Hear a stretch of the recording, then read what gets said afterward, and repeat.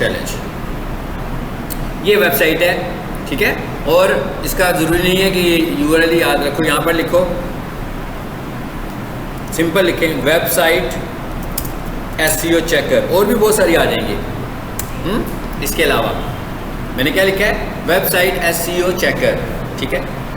और इसके बाद बहुत सारे आ गए, वेबसाइट एसईओ चेकर, ऊपर एक आ गया, नीचे क्या आ गया, एसईओबिलिटी। ये मैंने खोला था अभी, इस यूआरएल का नाम है एसईओबिलिटी, ठीक है। वो चेक करता है कि कितनी अच्छी इसकी एसईओ हुई है। इसे हम खोलेंगे और यहाँ यूआरएल हमसे मांग रहा है वो, ठीक है। सो यहाँ पर आकर हम यूआरएल देते हैं, वो जो हम साइट खोलते होते हैं अक्सर प्रोफेशनल किचन वाली, वो लिखें प्रोफेशनल किचन इक्विपमेंट डॉट, मेरा ख्याल है डीसी किचन पर था। और इसको अगर आप अपने मोबाइल से इस्तेमाल करना चाह रहे हैं तो मोबाइल के ऊपर आपके पास एक ऐप होता है एसईओ चेक के नाम से। ये आपको एस नज़र आ रहा है ना मोबाइल पे बना हुआ, ठीक है। ये वाला एप्लीकेशन अपने मोबाइल के ऊपर इंस्टॉल कर लो। ये वाला एप्लीकेशन अपने मोबाइल पे, क्या नाम है इसका, एसईओ चेक, ठीक है। सो आप यही सारा काम जो मैं यहाँ कर रहा हूँ, इस ऐप में आकर वेबसाइट का नाम लिखेंगे तो वो मुझे एनालिसिस देगा, ठीक है। और अगर हम नीचे आएँ तो देखें क्या कह रहा है, मेटा इन्फॉर्मेशन कह रहा है 83% एसईओ हुई है इसकी, हाँ। उसके बाद क्या कहता है जी, meta information 98%, page quality 80%, page structure 100%, link structure 97%, server, जिस सर्वर का मतलब क्या होता है, ये ऑलरेडी सब डोमेन पर है, ठीक है। तो ये स्कोर इसका कम आ रहा है क्योंकि ये सब डोमेन पर है ना, सर्वर पे तो नहीं है हमने रखा हुआ। सब डोमेन पर होना और सर्वर पर होना ये एक अलग बात है। यानी जो वेबसाइट्स मेन सर्वर लेंगे, बाई करेंगे, मेन डोमेन के ऊपर अपलोड हुई होंगी जो वेबसाइट्स, उसका स्कोर ज़्यादा वो 100% शो करता, तो 83% आप देखें किधर चला जाना था इसका, क्योंकि हम लोगों ने तो फ्री डोमेन में इसको किया हुआ है ना। सो इस वजह से इसका सर्वर स्कोर कम है। और एक्सटर्नल फैक्टर्स यानी कि लिंक बिल्डिंग, तो कितनी लिंक बिल्डिंग इस पर है, 28% लिंक बिल्डिंग हुई है, ठीक है। लिंक बिल्डिंग का भी, यानी ये स्टूडेंट ने सिर्फ और सिर्फ क्या किया हुआ है, ऑन साइट एसईओ करके इस वेबसाइट को रैंक किया हुआ है, ठीक है। उसके बाद क्या कहता है, improve the page response time, कहता है आपकी वेबसाइट स्लो है, ये डेवलपर का काम है। उसके बाद क्या कहता है, try to reduce number of use CSS files, CSS वही स्टाइल शीट्स, तो कहते हैं स्टाइल शीट भी इस पर बहुत ज़्यादा इस्तेमाल हुई है, तो डेवलपर से ये भी कहें कि किसी तरीके से अगर वो स्टाइल शीट को रिड्यूस कर सकता है, करे, तो इससे भी आपकी वेबसाइट की स्पीड अच्छी होगी। Try to reduce number of JavaScript file, ये भी मैंने आपसे कहा था जावास्क्रिप्ट फाइल स्लो करती है वेबसाइट को, ठीक है। सो ये चीज़ें करने को कहा है। उसके बाद आगे से आपको सब बता रहा है, टाइटल सारा कुछ बता रहा है। अब इस सारे को भी हम डिस्कस नहीं करेंगे क्योंकि ये जब हम पूरा कर पाएंगे, कर लेंगे, फिर हम इस पर आएंगे, ठीक है। अच्छा, अब आ जाओ इधर दूसरी साइड पर आ जाओ। अब यहाँ पर क्या आ रहा है, एक और मैंने टूल खोला हुआ है। पहले मैंने क्या कहा, यानी कल सबके मोबाइल पर एसईओ चेक होना चाहिए, हर किसी के मोबाइल पर ये मोबाइल ऐप हो, ताकि आप किसी भी वेबसाइट को, यानी कोई भी बंदा के मेरे वेबसाइट की एसईओ कर दें, तो आपको पहले चेक करना है कि भाई उसकी वेबसाइट की एसईओ कितनी हुई है, क्या हुई भी हुई है कि नहीं हुई है। हमने एनालिसिस तो यही करने है ना, मतलब अगर वो मुझे 40% के और कोई के मैंने कराई भी हुई है तो हमारे नज़दीक तो नहीं हुई हुई वो, ठीक है ना। एक एसईओ के बंदे के नज़दीक तो वो नहीं हुई हुई, ठीक है। सो हमने एसईओ चेक के साथ चेक करना है कि एसईओ है कि नहीं है। उसके बाद दूसरी चीज़ जिसका एसईओ में रोल है, मगर वो एसईओ के बंदे ने वो काम नहीं करना, और वो क्या है, वेबसाइट की स्पीड, कि वेबसाइट की स्पीड कितनी अच्छी है। वेबसाइट की स्पीड चेक करने का तरीका ये नहीं है कि मैं को बहुत अच्छा इंटरनेट होना चाहिए और मैं मोबाइल पर वेबसाइट खोलता हूँ तो जो वेबसाइट जल्दी खुल जाए उसकी स्पीड अच्छी है और जो वेबसाइट जल्दी ना खुले उसकी स्पीड स्लो है। ये स्टैंडर्ड नहीं है, ठीक है। ये नहीं स्टैंडर्ड। आप किसी को कहेंगे जनाब आपकी वेबसाइट तो बहुत स्लो खुलती है, तो वो कहे नहीं जी स्लो तो नहीं खुलती, अपने मोबाइल के ऊपर वेबसाइट खोले और खोल कर आपको दिखा दे कि ये देखिए कितनी क्विकली खुल गई है। तो मैंने आपको कहा था ना कि मोबाइल के ऊपर तो जब कोई एक चीज़ एक दफ़ा खुल गई होती है दोबारा खुलती है तो उसकी कैश मेमोरी से खुलती है। लैपटॉप के ऊपर जब आप दूसरी दफ़ा किसी चीज़ को खोलते हो तो फर्स्ट टाइम वो आपकी कैश मेमोरी से खुल रही होती है। तो यहाँ पर तो स्पीड आप देख ही नहीं सकते हैं, स्पीड को चेक करना है हमने टूल के साथ, ठीक है। इस वक्त मैंने एक टूल यूज़ किया हुआ है जिसका क्या नाम है जी, GT मैट्रिक्स, ठीक है। टूल का क्या नाम है, gtmetrics.com। अभी इसको भी देखते हैं और इसमें आकर हमने अपनी वेबसाइट लिखनी है और स्पीड के हवाले से ये वेबसाइट बहुत अच्छी है, ठीक है। मतलब इसमें कोई खास बग नहीं है, इसका रैंक भी बहुत अच्छा है। इवन आप देखेंगे बहुत सारी वेबसाइट्स होंगे जो डी रैंक में होंगी, ई रैंक में होंगी। सो इसका क्वालिटी रैंक ए है। सो इसका मतलब है वेबसाइट की क्वालिटी बहुत अच्छी है और सारे स्टैंडर्ड पूरे कर। ये स्टैंडर्ड भी हमने डिस्कस करने हैं जो कि अभी तक हम स्टैंडर्ड तक, ये स्टैंडर्ड भी हमारे लेक्चर में अभी तक नहीं आए, ठीक है, उनको हम अलहदा से फिर डिस्कस करेंगे। सो स्पीड वाइज ये वेबसाइट अच्छी है, यानी कि जिस बंदे ने वेबसाइट डेवलप की हुई है स्पीड के हवाले से उसने इसको अच्छे तरीके से डेवलप किया हुआ है, लेकिन एसईओ नहीं हुई है इस वेबसाइट की, ठीक है। और इसका नाम क्या था जी? GT matrix. एक स्टेप पीछे चलते हैं और यहाँ आकर मैंने क्या लिखा देखें, वेबसाइट स्पीड चेकर। अब दूसरी साइड पे मैंने क्या चेक करना है? वेबसाइट की स्पीड। जब मैं एसईओ कर रहा हूँ तो मेरे लिए ये दोनों चीज़ें अहम हैं। हालांकि मैंने वेबसाइट डेवलप नहीं की हुई है और मैंने डेवलपमेंट का स्पीड को इन्हेंस करने में मैंने कुछ प्रैक्टिकली कुछ करना भी नहीं है, लेकिन मैंने रिकमेंडेशन देनी है जो डेवलपर है उसको कि भाई वेबसाइट अगर सी ग्रेड पर है, डी ग्रेड पर है, ई ग्रेड पर है, बी ग्रेड पर है, तो उसने इसको इम्प्रूव करने के लिए क्या करना है। तो उसके लिए मैंने जिस वेबसाइट की भी एसईओ करनी होगी मैं उसकी स्पीड को भी चेक करूँगा। मैं ये भी देखूंगा कि वेबसाइट की स्पीड कैसी है।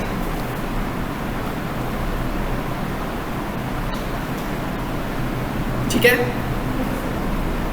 चलें जी, ये दो चीज़ें हमने वैसे ही बीच में टॉपिक में आ गई हैं तो हमने इनको किया। ये हमारा टॉपिक आगे आएगा, ये स्पीड के फैक्टर्स कौन से हैं, एसईओ के सारे फैक्टर्स हमने पढ़ने शुरू कर दिए हैं एक एक करके, ठीक है। स्पीड के फैक्टर्स भी इसी में ही आएंगे। अच्छा चलो, ये दो चीज़ें हो गई हैं। और ये देखिए, ये मेरे दिखाने का मतलब ये है कि ये ज़रूरी नहीं है जिसका मैं नाम ले रहा हूँ वही यूज़ करना है, और भी टूल्स आ रहे हैं तो बाकी के टूल्स को भी आप इस्तेमाल कर सकते हैं, ठीक है। ये वाला टूल है जिसकी मैं बात कर रहा हूँ, इसका नाम है जीटी मैट्रिक्स। मैं इसको यूज़ करता हूँ इसलिए मैंने आपको ये रिकमेंड किया। ये आ गया। सो इसको भी मैं कॉपी कर देता हूँ।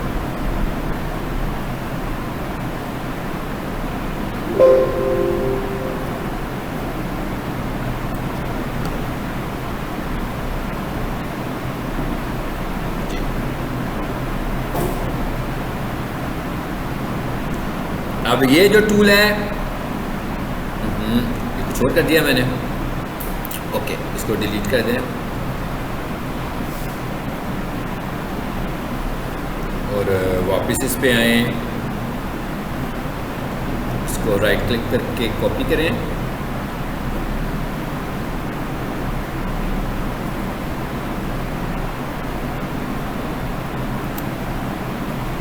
ये है जीटी मैट्रिक्स। ये किसके लिए है? स्पीड चेक करने के लिए। और जो एसईओबिलिटी है वो है एसईओ चेक करने के लिए। और मैंने कहा था कि उसके लिए आपने एसईओ का टूल भी इंस्टॉल कर लेना। क्या नाम बताया था उसका? एसईओ चेकर, ठीक है। एस का आइकॉन उसका बना होगा, वो आपने अपने मोबाइल पे इंस्टॉल कर लेना है, तो जो जब भी मौके पर आप चेक कर सकते हैं किसी की वेबसाइट की एसईओ, ठीक है। चलें जब आगे चलते हैं, लेक्चर्स को आगे लेकर चलते हैं। अपना फोल्डर खोलते हैं, बल्कि आज हमने करना क्या था, फोल्डर भी हम नहीं खोलते हैं, हमने आज सर्च कंसोल की बात करनी थी, ठीक है ना। Google search console. Google search console basically क्या है कि गूगल सर्च कंसोल से हम अपनी वेबसाइट को गूगल में कह लें सबमिट करवा देते हैं या गूगल से कह लें अप्रूव करा देते हैं। यानी कि जब सबमिट करेंगे तो उसको चेक करना शुरू कर देगा। गूगल सर्च कंसोल आपको बताएगा कि आपकी वेबसाइट के साथ क्या इशू चल रहे हैं, क्या आपकी वेबसाइट में कुछ सिक्योरिटी इश्यूज चल रहे हैं, क्या आपकी वेबसाइट इंडेक्स हो रही है, क्रॉल हो रही है, उसमें लिंक्स लगे हुए हैं कि नहीं लगे हुए हैं, आपकी वेबसाइट मोबाइल फ्रेंडली है कि नहीं है। ये मैंने आपको मुख्तसर सब कुछ बता दिया कि जो गूगल सर्च कंसोल आपको बताएगा। गूगल सर्च कंसोल ने हमें ये इंफॉर्मेशन देनी है। और हमारी वेबसाइट क्या क्रॉल हो रही है, क्या इंडेक्सिंग हो रही है, कैसे हो रही है, ट्रैफिक जो हमारे पास आ रही है किस कीवर्ड के अगेंस्ट आ रही है, ठीक है। ये भी सारा दिखाएगा हमें गूगल सर्च कंसोल। सो हमें हमेशा अपनी वेबसाइट को अप्रूव करवाना चाहिए गूगल सर्च कंसोल में। और गूगल सर्च कंसोल आपने अपने किसी जीमेल अकाउंट के साथ बनाना है, ठीक है। मिसाल के तौर पर जैसे मैं अभी आपको समझाने के लिए बनाने लगा उनको एक गूगल सर्च कंसोल। यहाँ आया मैंने और यहाँ लिख दिया गूगल सर्च कंसोल जी। आगे आ गया ना गूगल सर्च कंसोल। अगर हम इसका कोई पुरानी वर्जन देखेंगे, पहले गूगल सर्च कंसोल क्या होता था, तो प्रीवियस इसका जो नाम था वो था गूगल वेब मास्टरिंग टूल। ठीक है, जब तक गूगल सर्च कंसोल नहीं आया था तो इसका पुराना वर्जन था वो था गूगल वेब मास्टरिंग टूल। वहाँ यानी कि सेम इसका नाम चेंज हो गया है, पहले इसका नाम वेब मास्टरिंग टूल था, अब इसका नाम गूगल सर्च कंसोल हो गया, बस इतना फ़र्क है। फंक्शनैलिटी एक जैसी है। जैसे मैंने आपको कहा था ना गूगल एडवर्ड्स, तो उसका नया नाम हो गया गूगल एड्स। ठीक है, सेम इसी तरह जो गूगल सर्च कंसोल है इसका जो पुराना नाम था वो वेब मास्टरिंग टूल था। चलिए जी, अब हमने करना क्या, बेसिकली गूगल सर्च कंसोल को लॉगिन करना है। ठीक है, ये आ रहा है जी गूगल सर्च कंसोल, इस पर क्लिक करें, आगे और ये क्या लिखा हुआ आ रहा है, स्टार्ट, इस पर क्लिक करते हैं। ये जगह है जहां से हमने पहले ये जरा चेक करें, ये आगे गूगल सर्च कंसोल में। अब इसके ऊपर 2 लेवल की अप्रूवल्स हैं, एक डोमेन लेवल अप्रूवल है और एक URL लेवल अप्रूवल है। हम डिस्कस करेंगे URL लेवल अप्रूवल को और डोमेन लेवल अप्रूवल क्या होता है। डोमेन लेवल अप्रूवल का क्या मतलब, यानी मैं अपनी वेबसाइट को अप्रूव करवाना चाहता हूं। जैसे हमने 2 कॉन्सेप्ट पढ़े थे कि एक तो हमारी मेन वेबसाइट है, ऐसी है ना, जैसे हम कह रहे थे dckitchen.org एक वेबसाइट है, लेकिन उसके अंदर सब डोमेन भी है। इसका मतलब क्या हुआ कि उसके अंदर एक से ज़्यादा सब डोमेन्स भी हो सकती हैं। अब अगर आप चाहते हो कि आप किसी एक URL को गूगल से अप्रूव करवाएं, तो ये सेकंड मेथड है जिसको हम यूज़ करने लगे हैं और जो हमारे हाथ में भी डायरेक्ट है, यानी कि टोटली हमने इसको करना है। दूसरा क्या है, डोमेन लेवल अप्रूवल है। डोमेन लेवल पर क्या फ़ायदा है, डोमेन लेवल पर यह फ़ायदा है कि आपने अपनी पूरी की पूरी डोमेन को ही अप्रूव करवा लिया, यानी dckitchen.org को। अब उसके अंदर आप जितनी भी सब डोमेन्स बनाएंगे उन्हें अलग-अलग से अप्रूव कराने की ज़रूरत नहीं है, वो ऑटो अप्रूव्ड है। लेकिन ये वाला जो अप्रूवल है इसमें होस्टिंग कंपनी का भी पार्ट होता है, यानी इसमें कुछ इन्फॉर्मेशन ऐसी है जो आपको होस्टिंग कंपनी को प्रोवाइड करनी पड़ती है कि इसको हमारी होस्टिंग में ऐड करें। ठीक है, नहीं पहले डोमेन वाले में, ठीक है, मतलब ये टोटल हमारे हाथ में नहीं होगा। और जिनके पास होस्टिंग अपनी हो, जैसे मेरे पास होती है होस्टिंग अपनी, आपने देखा था ना मेरे पास होस्टिंग का अकाउंट भी था, तो मैं ये काम सारा कुछ कर सकता हूँ। लेकिन इससे होगा क्या, फिर कुछ देर इससे IP आपका चेंज होता है, IP एड्रेस अफेक्ट करता है। IP एड्रेस क्या होता है, जैसे भी मैं एक इंटरनेट चलाता हूँ तो एक IP एड्रेस मुझे मिल जाता है ना, अगले सेशन में चलाऊँगा कोई और IP एड्रेस मिल जाएगा। सो हर वेबसाइट का भी एक IP एड्रेस होता है, तो इस टाइम पर आपका IP एड्रेस जो है वो थोड़ी देर के लिए रीसेट होता है और उसमें फिर 24 to 48 आवर्स लगते हैं। सो इतनी देर के लिए आपकी वेबसाइट डाउन हो जाती है, यानी कि वेबसाइट चलती नहीं है। ठीक है, सो इसलिए हम इस तरीके को प्रेफर नहीं करते। हम कौन से वाले तरीके को प्रेफर कर लेते हैं, इसलिए उसमें जाकर होस्टिंग में सेटिंग भी करनी पड़ती हैं, और अगर उस सेटिंग के दौरान कुछ गड़बड़ हो जाए तो हमारी होस्टिंग को भी कुछ डैमेज हो सकता है। इस वजह से हम सेकेंड वाला मेथड यूज़ करते हैं। ठीक है, चाहे अगर हमारे पास 5 डोमेन होंगी तो मैं 5 दफ़ा यहाँ पर उसे अप्रूव करा लूँगा, एक डोमेन होगी तो एक दफ़ा आके यहाँ पे अप्रूव कराऊँगा। सो अब वो आगे क्या पूछ रहा है आपसे, URL प्रीफिक्स। एक तो डिफरेंस समझ में आ गया दोनों का, डोमेन और URL। डोमेन में क्या है कि पूरी की पूरी डोमेन, उसके अंदर जितनी भी वेबसाइट्स आएंगी सब डोमेन्स आएंगी, सारी की सारी अप्रूव हो जाएंगी। और URL का मतलब क्या है कि मैं हर दफ़ा एक नया URL अप्रूव कराऊँगा। ठीक है, अब आगे क्या कह रहा है, वो कहता है URL प्रीफिक्स। तो यहाँ आए और यहाँ आकर हमने क्या करना है, अब इसको समझने के लिए हमें क्या करना चाहिए, किसी वेबसाइट को देखूँ मैं, ताकि मैं आपको वो सारा काम करके भी दिखाऊँ। जी, इधर आ जाते हैं, ये मेरा एक होस्टिंग का अकाउंट है। ठीक है जी, इधर से हम यूँ करते हैं, ये है माई अकाउंट, इस पर क्लिक कीजिए और साइन इन कीजिए।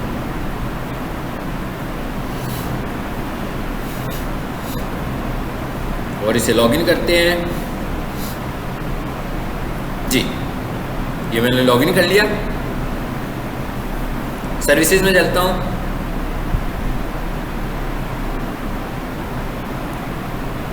ये वाला जो अकाउंट है मेरा, ये होस्टिंग अकाउंट है। अभी 2-3 अकाउंट्स हैं, एक तो होस्टिंग अकाउंट है ना। होस्टिंग अकाउंट क्या है, जो मैंने स्पेस परचेज की है पैसे देकर, अब वो मुझे उन्होंने कहा भाई ये स्पेस है और इस अकाउंट में है, अगर आप इसको खुद से मैनेज करना चाहें तो कर सकते हैं, क्योंकि मैंने तो होस्टिंग ले ली। हो सकता है मैंने होस्टिंग ली 1 डोमेन वाली, हो सकता है मैंने होस्टिंग ली 10 डोमेन वाली, या हो सकता है मैंने होस्टिंग ली अनलिमिटेड डोमेन्स वाली। तो इसका मतलब क्या होगा कि मुझे इस होस्टिंग के साथ बार बार मुख्तलिफ डोमेन्स को अटैच और डिटैच करना पड़ेगा। ऐसी है ना, यहाँ तो मैं ये काम करना मुझे नहीं आता तो मैं कहूँगा मैं नहीं आता इधर भाई, ठीक है, और मैं कंपनी वालों को कह दूंगा कि भाई मेरे एक और डोमेन है इसके साथ अटैच कर दें, तो मुझे बार बार कंपनी के साथ काम करना पड़ेगा, बार बार कंपनी को रिक्वेस्ट भेजनी पड़ेगी। सो इससे बेहतर तरीका क्या है कि मैं अपना होस्टिंग अकाउंट भी उनसे ले लूँ। तो मैंने एक होस्टिंग परचेज़ की, मिसाल के तौर पर उसमें उसने मुझे कहा जनाब इसमें आप अनलिमिटेड डोमेन लगा सकते हो, सब डोमेन लगा सकते हो और 5 डोमेन्स लगा सकते हो। तो इसका मतलब क्या हुआ कि मुझे तो ये काम फिर करने पड़ेंगे, इसके मुझे इसकी समझ होनी चाहिए, ठीक है। सो अब मैंने ये होस्टिंग का अकाउंट खोला और खोलने के बाद मैंने क्या किया, ये एक्टिव का बटन बना हुआ है। सबसे पहली बात तो क्या है, एक स्टेप पीछे जाएं, यहां पर एक टर्म लिखी हुई है सर्विसेज और एक टर्म लिखी हुई है डोमेन्स। डोमेन का तो मतलब है डोमेन्स, सबको पता है कि डोमेन्स क्या है, ठीक है।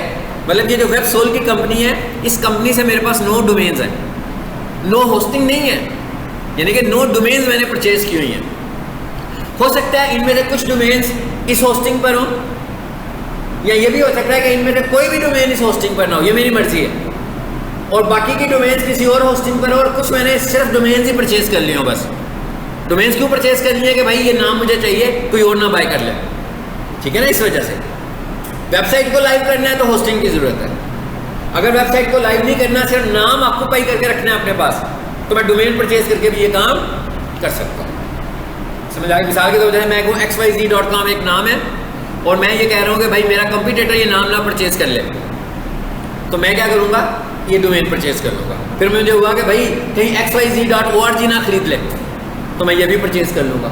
मुझे होगा xyz.net ना खरीद ले, यानी मैं चाह रहा हूँ कि xyz एक नाम है, जो भी कोई किसी की ब्रांड है जो भी है, तो वो ये कह रहा है कि मेरी ब्रांड को कोई बंदा अपनी वेबसाइट के तौर पर इस्तेमाल ना कर सके, ठीक है ना। जैसे मैं कहूँ dellmouse.com, तो अब वो डेल वाले बनाते हैं माउस, है ना, तो ये मेरी बन गई। तो डेल वाले के नहीं भाई, डेल के नाम से जितनी भी चीज़ें शुरू होती हैं, कोई भी इसकी डोमेन ना ले सके तो वो क्या करेंगे, इस डोमेन को परचेज कर लेंगे, हर तरह से परचेज कर लेंगे, हर नाम आपके ऑप्शन के साथ परचेज कर लेंगे, ताकि कोई भी इसको बाय ना कर सके। अच्छा, एक तो ये पता लग गया डोमेन और सर्विस, यानी होस्टिंग क्या है, हमारी सर्विस है। अब मैं इधर से सर्विस पे आया और फिर यहां से एक्टिव पे डबल क्लिक करना है। आगे लेफ्ट साइड पर एक पैनल आ रहा है, देखें, उस पर लिखा हुआ आ रहा है C panel, web mail, change password, request cancellation. नाम से पता लग रहा है सारे ऑप्शंस। पहले मैं क्या कह रहा है, सी पैनल में जाना। अब ये सी पैनल क्या है, एक है मेरी मेन होस्टिंग, और होस्टिंग के अंदर है मेरा सी पैनल, यानी कंट्रोल पैनल है, जहां से मैं अपनी होस्टिंग में वेबसाइट्स को अपलोड करता हूं। मैंने कहा ना कि भाई मैंने एक डोमेन को इसके साथ जोड़ना है, तो इसका मतलब क्या होगा, उस डोमेन में वेबसाइट भी तो होगी कोई, तो वेबसाइट का कुछ डाटा भी होगा, उस डाटा को मुझे अपलोड करना है, तो उसे अपलोड करने के लिए मुझे कंट्रोल पैनल चाहिए। जैसे अभी मैंने फाइलें अपलोड कर रहा था बार बार, मैंने कहा था भाई वेबसाइट में आपकी फाइलें अपलोड होगी, तो कोई ऐसी जगह होनी चाहिए ना जहाँ पर मैं इस होस्टिंग में चीज़ें लगा सकूँ। It is called control panel. अगर आप होस्टिंग परचेज करें खुद से, तो आप कंपनी वालों से होस्टिंग का यूज़र नेम और पासवर्ड भी ले सकते हैं, और अगर वो सी पैनल का पासवर्ड भेज दें तो फाइन, ना भेजें तो आप इस जगह से आकर सी पैनल में डायरेक्ट स्विच कर सकते हैं। हो सकता है कि वो आपको होस्टिंग का यूज़र नेम पासवर्ड ना दें जब तक आप मांगे ना, तो इसका मतलब है वो आपको क्या देंगे, सी पैनल का यूज़र नेम और पासवर्ड। तो अब जिस जगह पर मैं जा रहा हूँ, जब आप सी पैनल को लॉगिन करोगे तो आप सीधा उधर जाओगे। जी, यहाँ से आते हैं।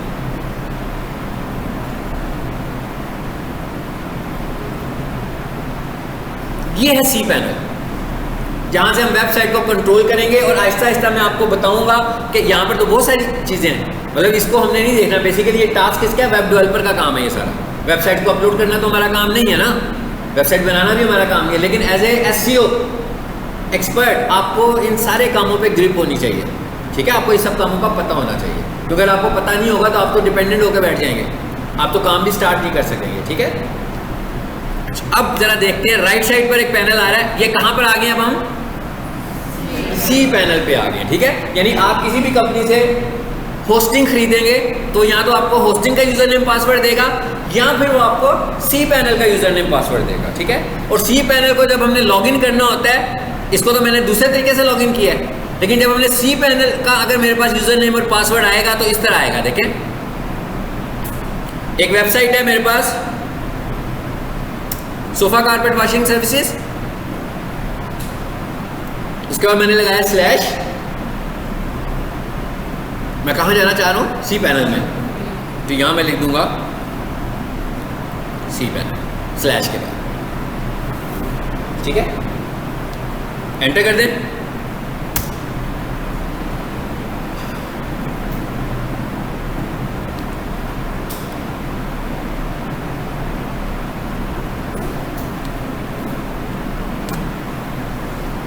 क्यों नहीं खुला?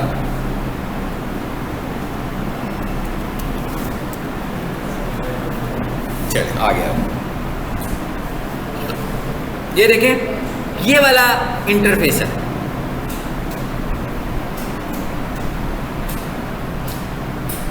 ये वाला इंटरफेस है सी पैनल का। यानी अगर आप होस्टिंग परचेज करें और वो आपको एक ईमेल आएगी आपको, और ईमेल में सी पैनल का यूजर नेम और पासवर्ड भेजे, तो आप देखें ऊपर मैंने यूजर नेम लिखा हुआ है और नीचे पासवर्ड लिखा हुआ है, और इस पे लॉगिन करेंगे तो हम लॉगिन हो जाएंगे।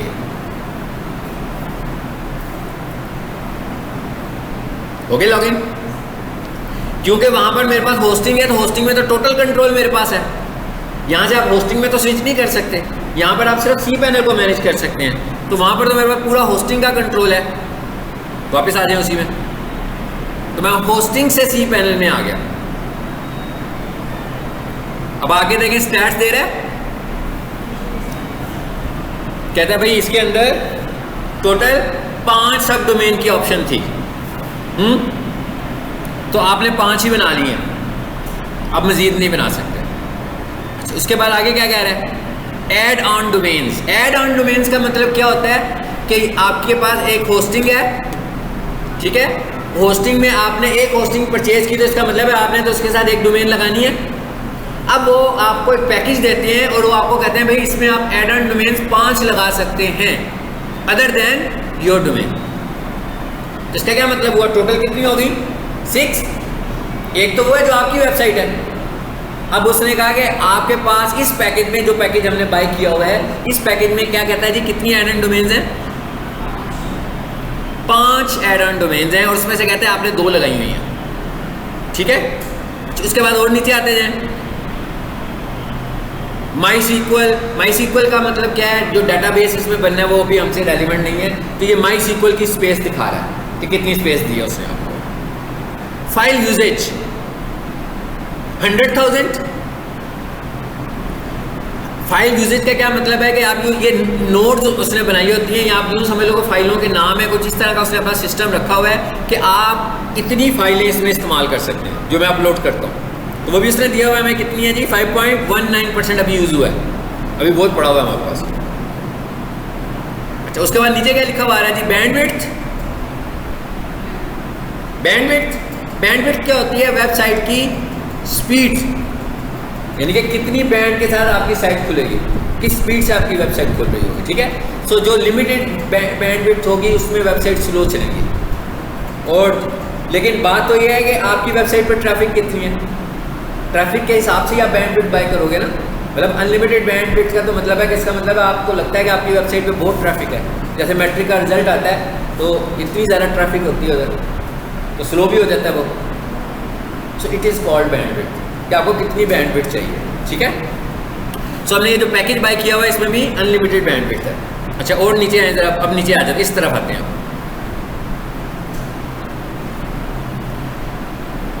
ये क्या लिखा हुआ आ रहा है? फाइल मैनेजर में जाते हैं।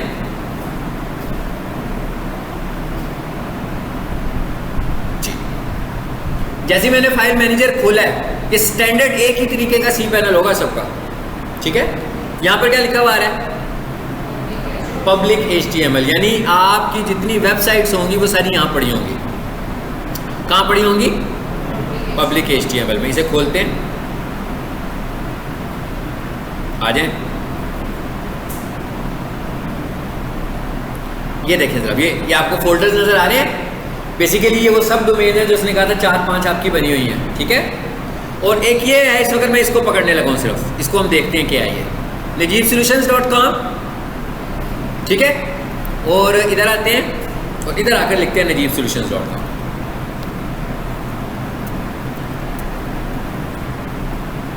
ये मैंने वेबसाइट खोली है।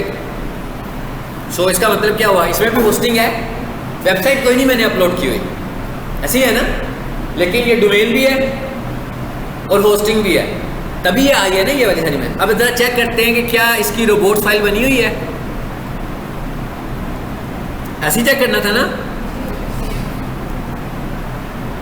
नहीं बनी हुई। अच्छा, चेक करते हैं क्या इसकी साइट में बना हुआ है।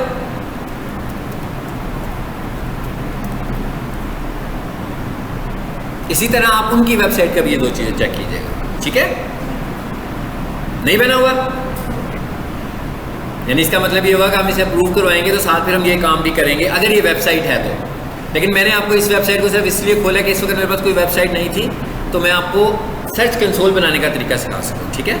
अब हम वापस आ जाते हैं इस पे, और हमने यहाँ पे खोला हुआ था सर्च कंसोल। दोबारा खोल लें, बंद हो गया अगर तो, नहीं इसमें नहीं था खोला, हमने खोला था इस अकाउंट, इस अकाउंट ये। अब मैं ये एक्सपोज कर रहा हूँ कि भाई मेरी जो वेबसाइट है najibsolutions.com, इसको मैं गूगल से अप्रूव करवाना चाह रहा हूँ, ठीक है। और आपने देख लिया कि इसका एक्सेस मेरे पास है ना, मतलब इसका cPanel मेरे पास मौजूद है। मैं यहाँ पर आता हूँ और यहाँ आके मैं लिखता हूँ https:// ये लिखने से भी ज़्यादा मुनासिब तरीका क्या है, अभी साइट खोली थी मैंने, वो ज़्यादा मुनासिब तरीका है URL लाने का।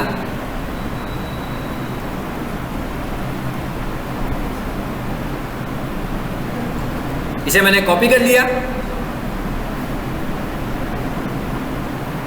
और यहां आकर इसे मैंने पेस्ट कर दिया, ठीक है। और यहां क्या क्या करने दिया, कंटिन्यू। कहना क्या चाह रहा हूं मैं कि भाई ये मेरी वेबसाइट है, इसे मैं गूगल से अप्रूव करवाना चाह रहा हूं, मैं इसका सर्च कंसोल बनाना चाहता हूं, ठीक है। सो यहां आकर मैंने अपनी वेबसाइट को सबमिट किया और कंटिन्यू किया।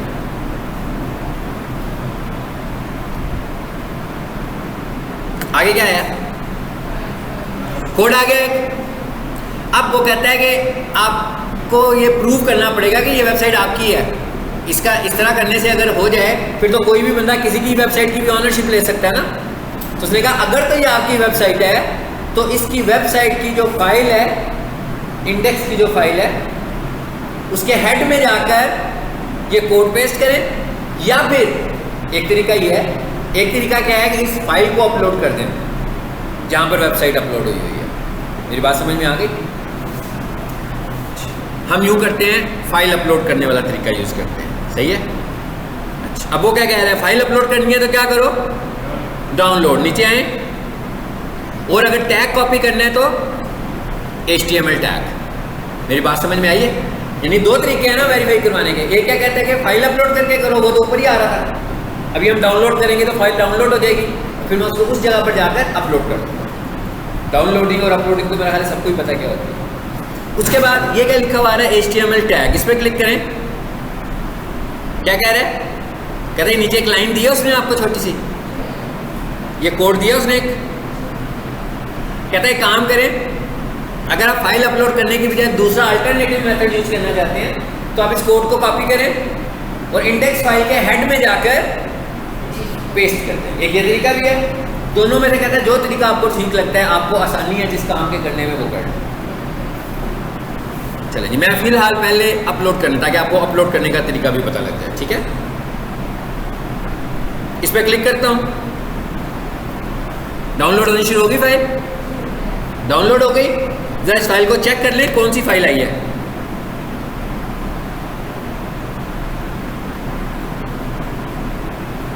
आ गई। जब मैं यहाँ पर मल्टीपल सर्च कंसोल, इस फाइल का नाम भी फिक्स आ रहा है ना ये वाला, तो हो सकता है दूसरी फाइल खोलूँ तो वो भी इसी तरह की हो, तो वो डुप्लीकेट हो जाएगी वे।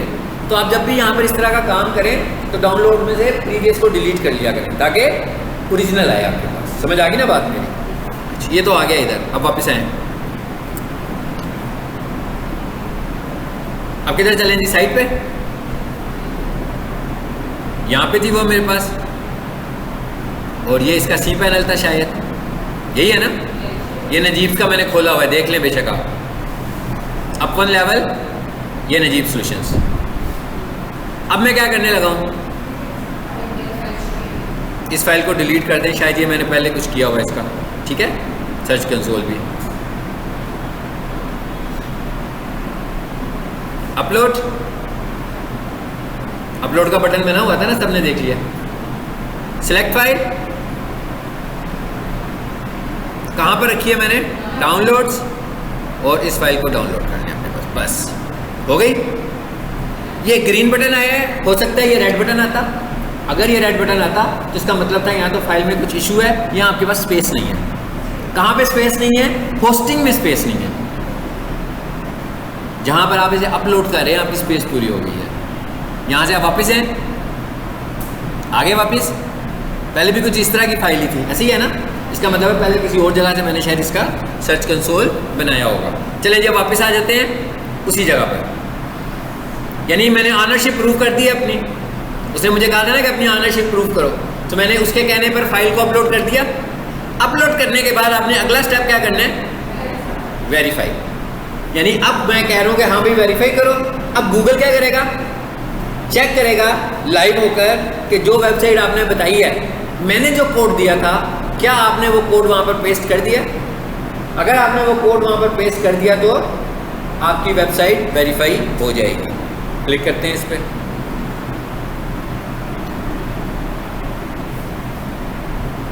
जी देखें क्या हुआ, होगी वेरीफाइड।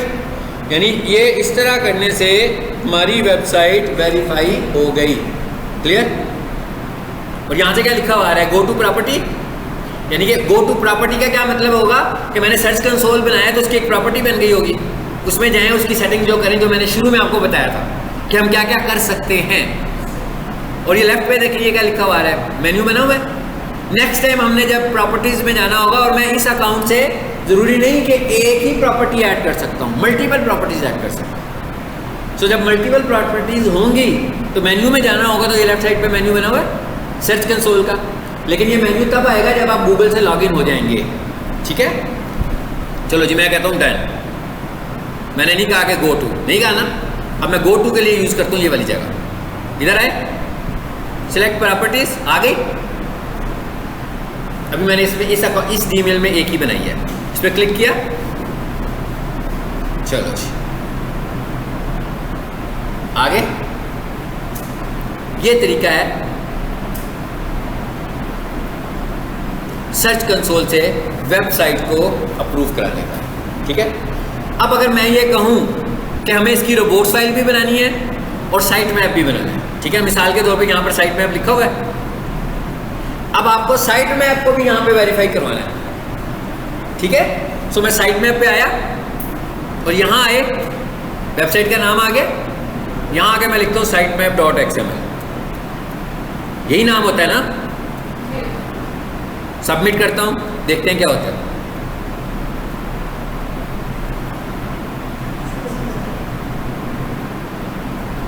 जी हो गया, ये देखें सबमिट हुआ। लेकिन उसने कहा भाई है ही नहीं कुछ अभी, तो मैंने साइट मैप बनाया नहीं हुआ इस वेबसाइट का भी। ठीक है ना। अब हम ये दोनों काम कर लेते हैं और मैं आपसे करवा लेता हूँ ताकि पता लग जाए कि आप लोग को कितना काम करना आता है। ठीक है, सबसे पहले मुझे बनानी है रोबोट्स फाइल। ठीक है, रोबोट्स फाइल का तो मैंने आपको तरीका बताया था, बहुत सादा था। है भाई, किसी की भी सादी सी DC किचन ही उठा लेते हैं हम। हाँ, DC kitchen.org, इसकी रोबोट्स उठाते हैं, उसको एडिट करते हैं और अपनी रोबोट्स बना लेते हैं। लेकिन साइट मैप किसी का नहीं उठाना। ओके, मैंने कहा साइट मैप नहीं किसी का उठाना, क्योंकि इसका तो सिंटेक्स था ना, हम सिंटेक्स फॉलो कर रहे थे। साइट मैप में तो आपकी वेबसाइट के तो साइट मैप जनरेट होता है, वो तो आपको अपना बनाना है। /robots.txt इसको मैंने कॉपी किया, कंट्रोल C किया और यहाँ से आगे सीधे नोटपैड में और यहाँ आकर इसको कर दिया पेस्ट। क्या करना है, सब कुछ ठीक है, सिर्फ एक लाइन चेंज करनी है, ये वाली। ठीक है, क्या चेंज करनी है यहाँ पे हमें, URL चेंज करना है। अभी मैंने URL खोला था,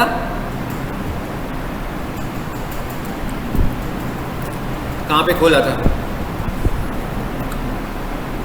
जी, ये है ना, यही है, इसी को कॉपी कर लूं।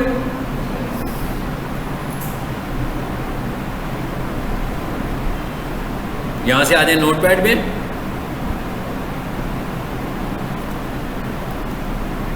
ठीक हो गया। वहां पर लॉक लगा हुआ था और najibsolutions.com लिखा हुआ था। यहां पर उसने लॉक को ट्रांसलेट करके क्या कर दिया, HTTPS। ऐसे ही है, मतलब जो प्रोटेक्टेड साइट्स होती हैं वो लॉक्ड होती हैं और वो HTTPS होती है। ये भी हमारा एक टॉपिक है, शायद अगले लेक्चर में आ जाए। ठीक है, बन गई, इसको भी सेव कर लें, सेव एज। शाबाश, आगे कहाँ जाऊँ जी, कहीं पे भी सेव कर लेता हूँ। फिलहाल डाउनलोड्स भी कर लेते हैं, अगर उसे मैंने कोई पहले नहीं बनाई हुई। क्या नाम रखूँ, लो जी, robots.txt, ये बन गई। अब पैरेलल एक और काम कर लेते हैं, क्या, साइट में भी बना लें, इधर से ही बना लेते हैं, इधर आए, इस पे बना लेते हैं। साइट मैप जनरेटर, ऐसे ही है ना, आ गया XML साइट मैप जनरेटर। इसी पे क्लिक कर देता हूँ। क्या करूँ यहाँ पे, यहाँ पर URL पेस्ट कर दें, स्टार्ट,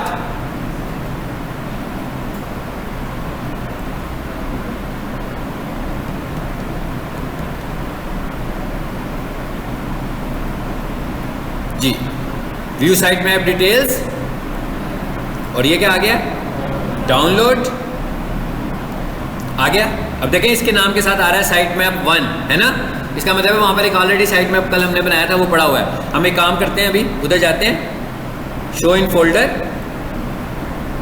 जी, ये है पुराना साइट मैप, इसको मैं डिलीट करता हूँ।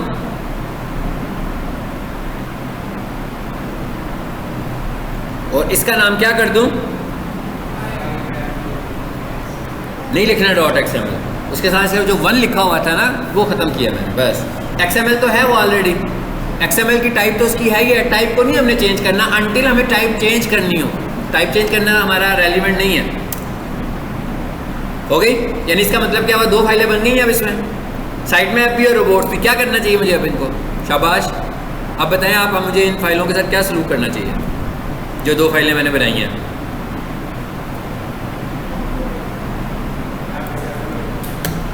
जी बताएं।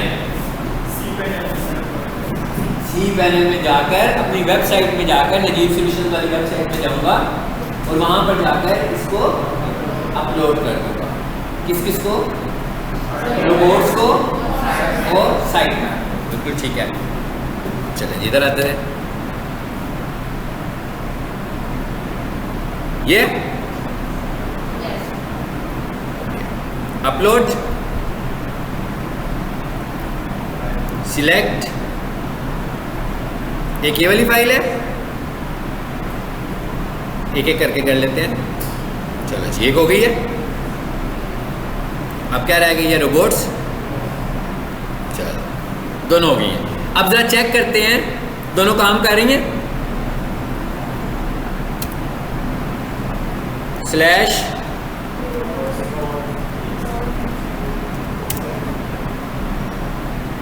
बन गई ना, गड़बड़ भी नहीं है ना, हमने किसी का उठाया था लेकिन बनाया अपना ही है उसको बाद में। हाँ, उसके बाद क्या था, साइट मैप। साइट मैप भी चेक करते हैं।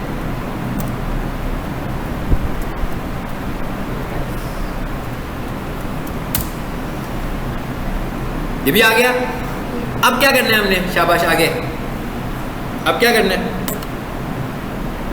गूगल सर्च कंसोल में जाकर अपना साइट मैप सबमिट करना है। यानी कि गूगल वालों को हम बता रहे हैं कि ये हमारी वेबसाइट का स्ट्रक्चर है। टेक्सचुअल फॉर्म में, कोडिंग के फॉर्म में, ठीक है। यानी कि साइट मैप तो बना हुआ है लेकिन गूगल को सबमिट करवा रहे हैं। अब हम कैसे सबमिट करवा रहे हैं, अभी हमने अपलोड किया हुआ है, अब हम सबमिट करवाने जा रहे हैं। वापस आ जाते हैं उधर ही, वो हमने किसी और में बनाया था, इस अकाउंट में मैंने बनाया था, ठीक है। इसमें आगे अब इस जगह पर आऊंगा और यहां पर आकर लिखूंगा sitemap.xml। अब देखेंगे, पहले तो कुड नॉट फैच आया था, हो सकता है अभी भी आए, लेकिन कल अगर अभी कुड नॉट फैच आए, कभी कभी आ भी सकता है, तो इसका मतलब है वो एक दिन लेगा इसको वेरीफाई करने में, लेकिन हर दफा ऐसे नहीं होता। सबमिट, देखते हैं अब क्या हुआ। हाँ, अभी भी नहीं हुआ। इसको रिफ्रेश करें, इसे हम कल आकर यहाँ देखेंगे तो यहाँ पे ये हुआ होगा, sitemap.xml।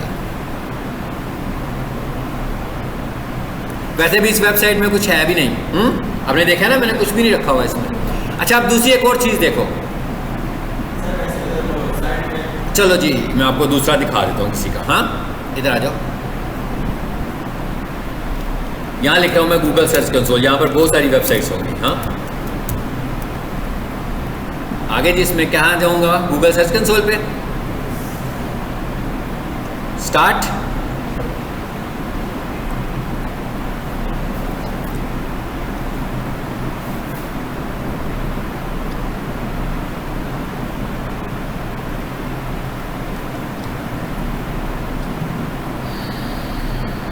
जी देखिएगा ज़रा कितनी आ रही है, बहुत सारी आ रही है ना, मोस्टली स्टूडेंट्स की हैं सारी चीज़ें। अच्छा, बेस्ट केयर, ये भी हम लोगों ने, मैं देख रहा हूँ किसको लूँ मैं, ये ले लेते हैं, प्रोफेशनल किचन को ले लेते हैं, जो मैं आपको दिखाता भी होता हूँ सर। हाँ,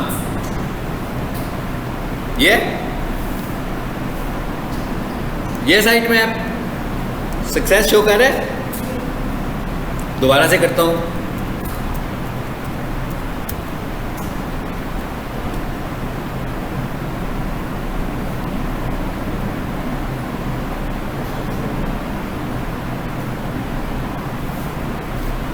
इसको भी उसने अभी अपडेट नहीं किया। हाँ, अभी भी वो क्या कर रहा है, हमें अब आगे क्या लिखा हुआ है, आज 5 तारीख है ना, कहते हैं लास्ट रीड 5/10। क्लियर हो गया।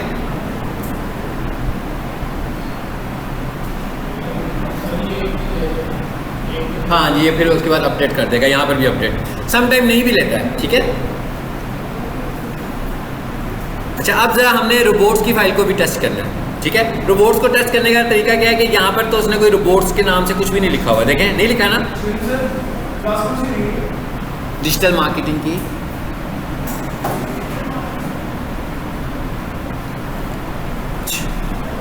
रोबोट्स को चेक करने के लिए ये साइंस यूज करनी है आपने जी, ऑनलाइन रोबोट्स टेस्टर, ये टेक्स्ट लिखना है आपने, रोबोट्स टेस्टर, यानी कि रोबोट को मैंने चेक करना है कि रोबोट्स की फाइल काम कर रही है।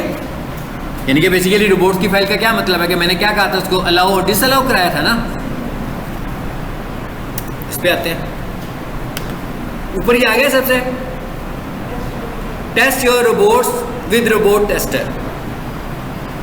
क्लिक करूं इस पर, क्या लिखा है ऊपर मैंने, ऑनलाइन रोबोट्स टेस्टर, पहले ही नंबर पर आ गया support.google.com। ये देखें जरा क्या लिखा हुआ है, कहां से जाके टेस्ट कर रहा है, ये जो मैंने आपसे कहा था पुराना टूल था ये। आगे, और ये क्या लिखा हुआ है,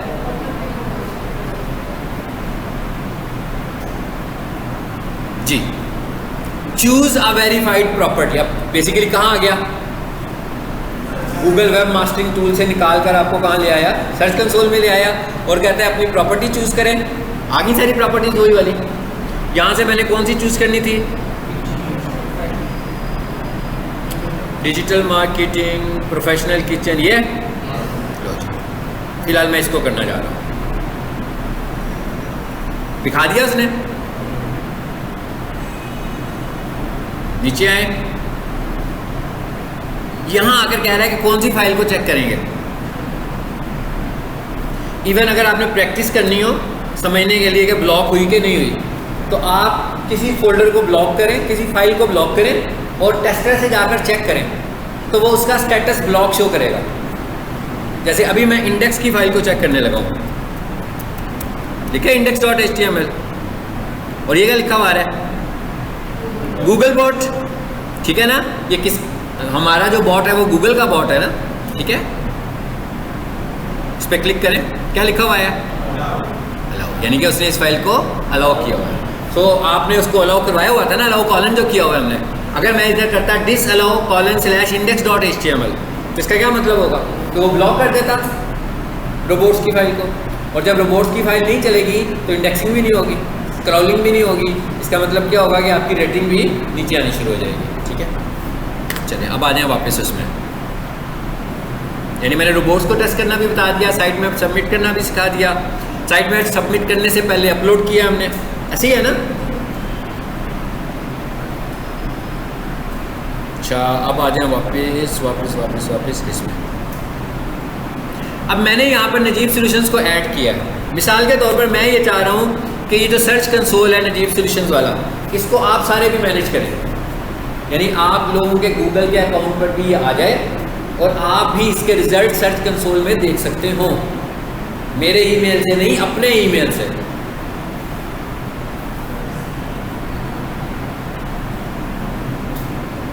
जी ये क्या लिखा हुआ है जी, सेटिंग्स में जाते हैं ज़रा। सेटिंग्स में आए, वो सबसे ऊपर लिखा हुआ है you are a verified owner, और उसके नीचे लिखा हुआ है यूजर्स एंड परमिशंस।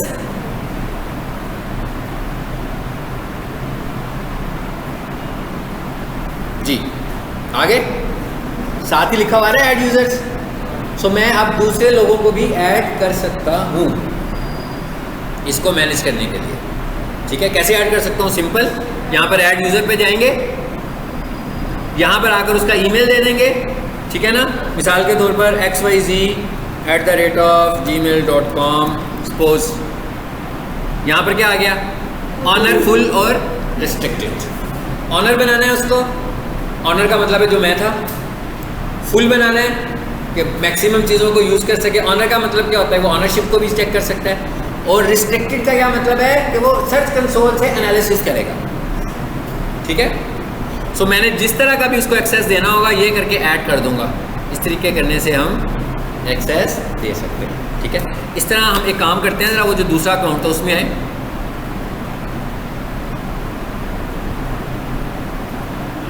जी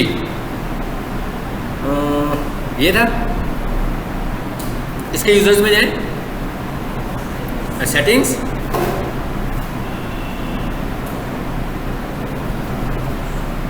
देखिए इसमें दो लोग हैं ना, एक वो स्टूडेंट है जिससे मैंने काम करवाया था, एक उसका अकाउंट है हारून का, और एक मेरा अकाउंट है, उसको भी मैंने इसमें ऑनर किया हुआ है। इसका मतलब क्या हुआ है कि वो भी, इसके पास भी पूरी की पूरी ऑनरशिप है इसकी, ठीक है। और नीचे आए, ये क्या लिखा हुआ है, मोबाइल यूजेबिलिटी, पहले देखें इसमें।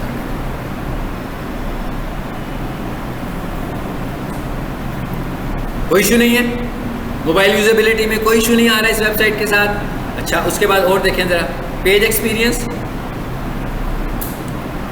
कह रहा है इसमें इतना डाटा नहीं है कि मैं ये वाला कि लोगों का पेज एक्सपीरियंस कैसा हो रहा है। इसका मतलब क्या होगा, बहुत ज़्यादा ट्रैफिक नहीं है इसमें। उसके बाद ये क्या लिखा हुआ है, कोर वेब वाइटर, ये हमारा आगे आने वाले टॉपिक्स में से एक टॉपिक है, ठीक है। तो कहता है ये वाला भी, इसके लिए भी 90 डेज चाहिए होते हैं ये एनालिसिस करने के लिए। इधर आए ज़रा, और क्या क्या आ रहे हैं यहाँ पे,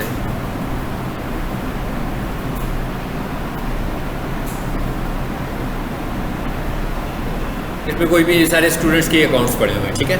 अच्छा अब मिसाल के तौर पर वापस उसी में चलते हैं, बल्कि इधर आए ज़रा, पहले उसमें जाने से पहले ओवरव्यू पे आए।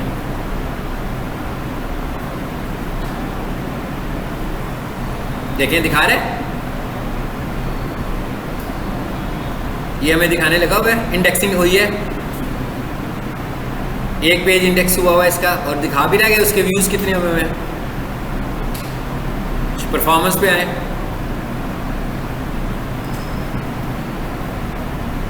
परफॉर्मेंस में आके मुझे कीवर्ड्स भी दिखा रहा है, देखें दिखा रहा है कि प्रोफेशनल किचन इक्विपमेंट पे 169 इंप्रेशंस लगे हैं इसको, और उसके अगेंस्ट 37 क्लिक्स भी हुए हैं। यानी कोई भी बंदा जब प्रोफेशनल किचन इक्विपमेंट लिखता है, क्योंकि ये वेबसाइट टॉप पर आने लगी हुई है, ठीक है, तो उनको क्लिक्स मिल रहे हैं। यानी कि ये एनालिसिस भी शो कर रहा है कि जो क्यूरीज होने लगी हुई हैं, बता रहा है कि किस किस प्रोफेशनल किचन के अगेंस्ट 4 हुए हैं, कोई क्लिक नहीं हुआ, सबसे ज़्यादा क्लिक्स इस पे हुए हैं। अब वापस ज़रा सेटिंग्स पे जाएं और एंड पर आ जाएं।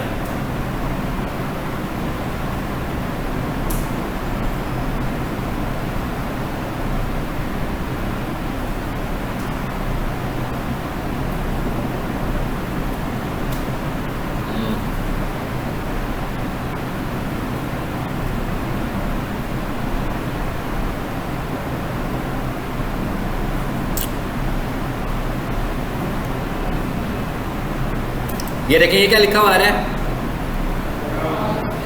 क्राउल स्टेटस, ठीक है, 627 क्राउल रिक्वेस्ट लास्ट 90 डेज। कह रहा है पिछले 90 डेज में इतनी क्राउल रिक्वेस्ट आई हुई हैं क्राउलिंग करने के लिए। और ये क्या लिखा हुआ आ रहा है, रिमूव प्रॉपर्टी। इसका क्या मतलब होगा कि मैं इसको गूगल से देख रहा हूँ, इसको मैंने यहाँ से निकालना है, रिमूव कर दो भाई, मैंने नहीं करना इसको कंट्रोल मजीद, ठीक है ना। सर्च कंसोल में लाया हूँ ना इसको, मैं कहता हूँ मेरे इस सर्च कंसोल से इसको रिमूव कर दो। तो ये उस वक्त कहता है जब आपको ज़रूरत नहीं रहेगी किसी की, तो मैं कहूँगा रिमूव कर दो। मिसाल के तौर पर जैसे मैं यहाँ देखूँ तो बहुत सारे आ रहे हैं, मैं देखता हूँ इसमें से कोई रिमूव होने वाला होगा तो मैं कर दूँगा। ये रिमूव कर देते हैं जी, प्री इंजीनियरिंग बिल्डिंग। इस पर आए, कैसे रिमूव होगा, ये आ गया ना, pre engineered buildings, remove property, remove.